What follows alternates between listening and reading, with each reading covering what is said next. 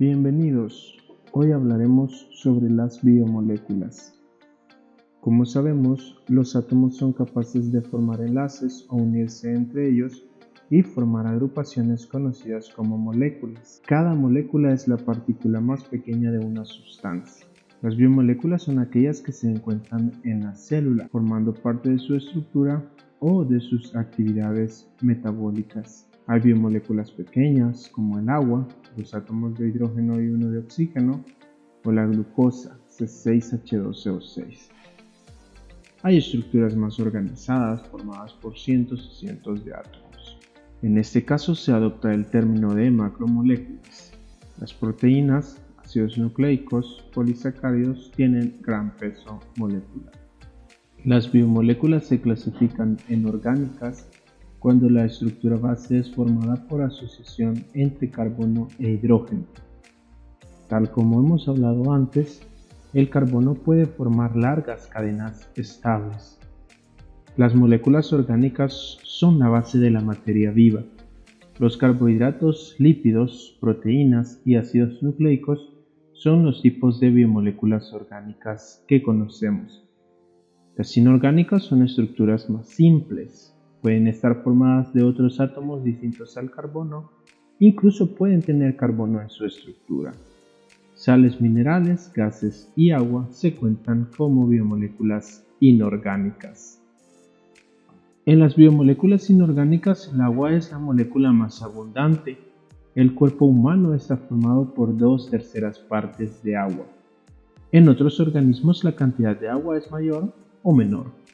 El agua es muy abundante porque, aparte de encontrarse de forma común en la biosfera, presenta características como bajo punto de fusión, alto punto de ebullición, elevado calor específico, cohesión, adhesión, poder disolvente, capacidad de formar puentes de hidrógeno, que hacen del agua una molécula estable, no sufre cambios, disuelve fácilmente otras moléculas.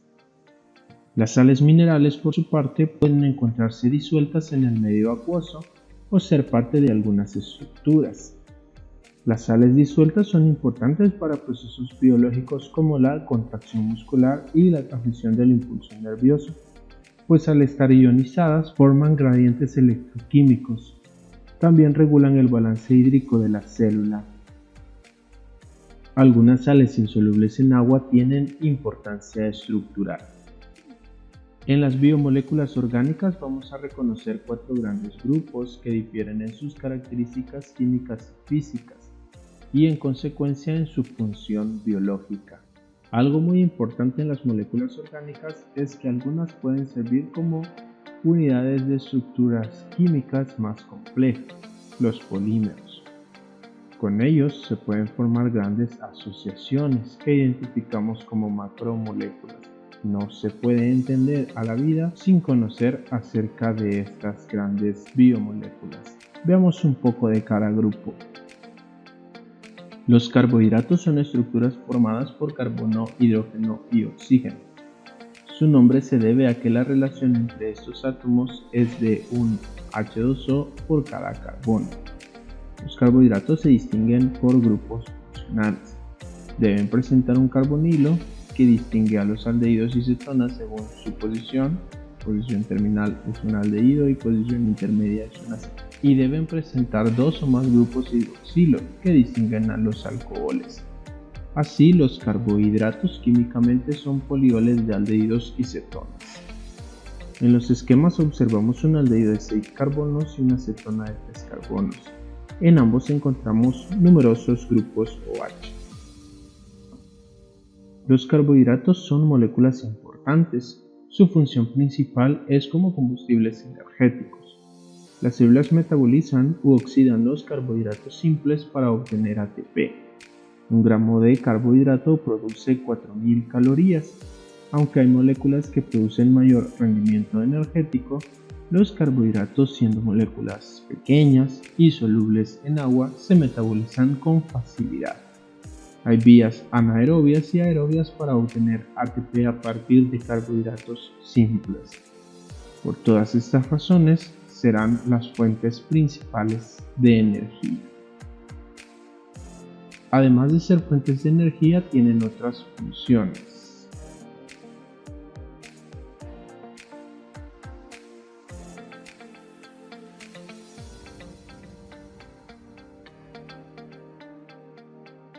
La clasificación de carbohidratos se hace por complejidad. Los monosacáridos son los más simples, cadenas de carbono de 3 hasta 7 carbonos con sus respectivos grupos funcionales. Suelen ser dulces al paladar, por eso los carbohidratos se conocen también como azúcares. Los monosacáridos sirven como unidades para formar estructuras más complejas. Así, al unirse dos por un enlace llamado glucosídico, forman un disacárido. La lactosa, maltosa y sacarosa son ejemplos de disacáridos, muy importantes por su contenido nutricional. Para degradar estas sustancias, el enlace glucosídico debe romperse añadiendo una molécula de agua. Esta reacción ocurre catalizada por una enzima. Las enzimas son específicas para cada tipo de disacárido. Los oligosacáridos son cadenas cortas de 3 a 9 unidades. Tienen importancia en las membranas plasmáticas, sirven como receptores. Los polisacáridos son cadenas grandes, desde 10 hasta cientos de miles de unidades, lineales o ramificadas. Pueden distinguirse polisacáridos de reserva energética y polisacáridos estructurales. Los lípidos son un grupo diverso de moléculas. A diferencia de los carbohidratos, no los caracteriza un grupo químico. ¿Qué hace que una molécula se clasifique como lípido? Son insolubles en agua.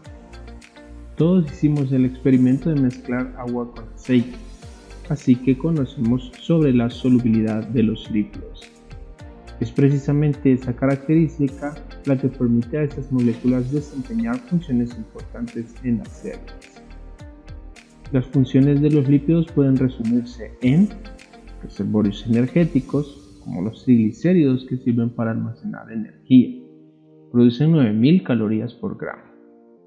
¿Por qué no se utilizan como fuente energética principal?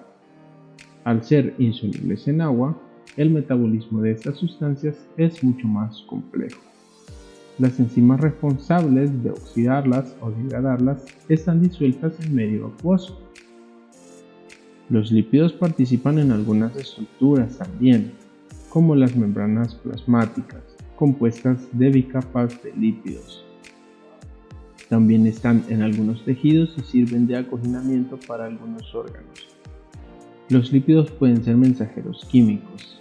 Hay tipos de lípidos que se les identifica por su papel hormonal. Los lípidos de membrana son estructuras muy importantes.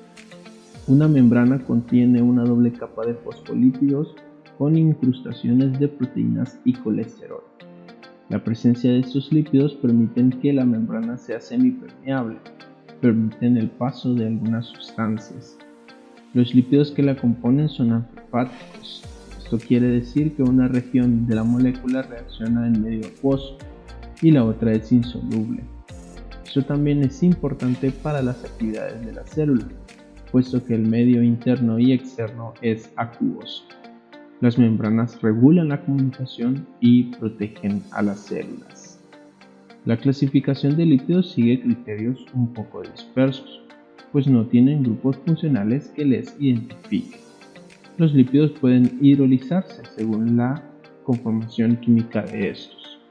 ¿Recordamos qué es una hidrólisis? Si no es así, toma unos segundos para recordar. Cuando los lípidos se pueden hidrolizar, los identificamos como saponificables. La saponificación es porque las hidrólisis de lípidos en medios básicos o alcalinos producen jabón, sales metálicas de ácidos grasos. Podemos agrupar a los lípidos por su familia. En este caso identificaremos muchos grupos de lípidos. Para algunos tipos de lípidos, no todos, los ácidos grasos son sus unidades fundamentales. Son ácidos carboxílicos de cadena larga que se clasifican en saturados si presentan solo enlaces sencillos entre carbonos o insaturados si presentan enlaces dobles o triples entre carbonos. Las proteínas son las moléculas más abundantes en las células. Se cree que existen cerca de 30.000 especies distintas de proteínas, esto porque cumplen diversas funciones biológicas. Algo muy elemental de las proteínas que debemos tener siempre presente es que todas son fabricadas en las estructuras celulares. Las proteínas son cadenas formadas por uniones de aminoácidos. Estas cadenas pueden ser cortas, 30 aminoácidos aproximadamente, o muy largas. En las proteínas es muy importante la organización de los aminoácidos. Se conocen 20 aminoácidos proteicos y cada proteína se forma por unión de estos 20 aminoácidos en secuencias específicas. Una alteración ocasiona la pérdida de sus características y funciones. Las proteínas además tienen arreglos estructurales complejos, del nivel primario hasta el cuaternario. Este nivel estructural también incide en la actividad de las proteínas. Una secuencia de aminoácidos correcta, pero con arreglos estructurales primarios o secundarios, implica que una proteína no tenga actividad. Estos arreglos estructurales hacen que las proteínas sean específicas. Una proteína específica cumple un papel determinado y realiza un tipo de reacciones. No puede tener otro uso. Entre las funciones de las proteínas podemos mencionar el transporte de sustancias, la defensa del organismo, formación de estructuras celulares y tisulares, regulación, movimiento de estructuras anatómicas y celulares y la catalización de reacciones químicas. Las proteínas se clasifican por solubilidad en agua, identificando a las globulares y fibrosas. Las globulares cuentan entre sus funciones las actividades metabólicas de la célula. Las proteínas fibrosas cumplen con papeles estructurales. Por composición química identificamos proteínas simples, formadas solamente de aminoácidos, y proteínas conjugadas, formadas por aminoácidos más grupos químicos diferentes. Los ácidos nucleicos son un grupo importante de biomoléculas. Se responsabilizan de la expresión de los genes de la información hereditaria. Todos los ácidos nucleicos son polímeros de nucleótidos. Sus nucleótidos están formados por grupos fosfato, azúcares pentosa tipo ribosa o desoxirribosa y una base nitrogenada tipo adenina, timina, citosina, guanina o uracilo. Los nucleótidos participan en otros procesos como la transferencia de energía o de electrones. Reconocemos dos tipos de ácidos nucleicos. El ADN es el principal material genético. Se encarga de almacenar la información hereditaria en códigos ilegibles para las demás estructuras celulares.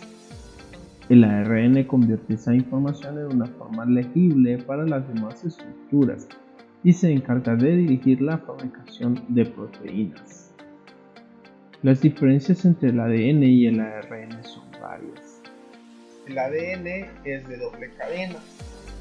El ARN está conformado por una cadena sencilla. En el ADN encontramos nucleótidos con azúcares pentosa de tipo desoxirribosa. En el ARN encontramos nucleótidos con azúcares pentosa de tipo ribosa. En el ADN, los nucleótidos pueden presentar una de 4 bases nitrogenadas distintas: adenina, guanina, timina y citosina.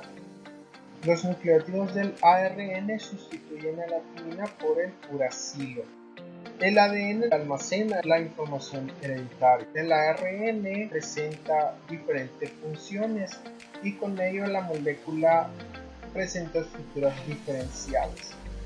En los organismos vivos, la información genética tiene un flujo común. El ADN se transcribe a ARN y el ARN se traduce a proteínas. Este flujo es conocido como el dogma central de la biología molecular y explica cómo la información de ADN y ARN se lee de acuerdo a la secuencia de nucleótidos. y permite a las células expresar esa información en la síntesis de proteínas. Así, cualquier carácter presente en el ADN se va a manifestar por la fabricación de proteínas determinadas.